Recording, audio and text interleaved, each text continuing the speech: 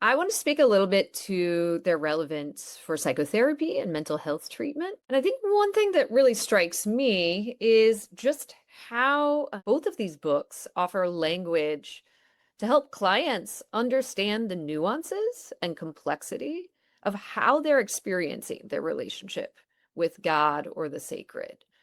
We've heard about how clients and patients, that relationship with God is mediated by attachment processes which have roots from their early life. And as I sit with people, both as a psychologist myself and as a supervisor, think about how those attachment internal working models are embedded within a particular body and a particular nervous system, right? So this frame of attachment roots spiritual experience in the body.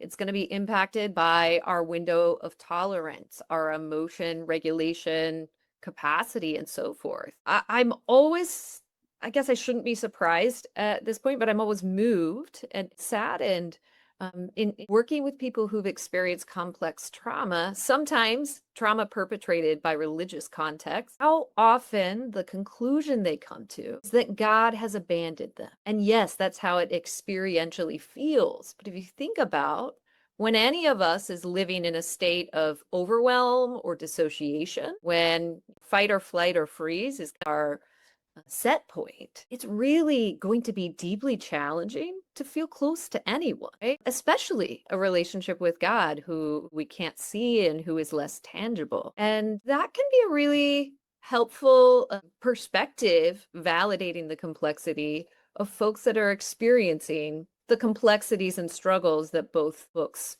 talked about. I think the paradigm here that clarifies that a healthy spiritual life doesn't mean one of perfect connection or peace, but that questions, doubts, and struggles are developmentally normative in response to adversity. Because often a client's distress is worsened when they're hearing messages that the struggle they're having is evidence of their personal failure or weak faith or even sin. So I think both these books normalize the rupture and repair micro processes that are a part of all relationships.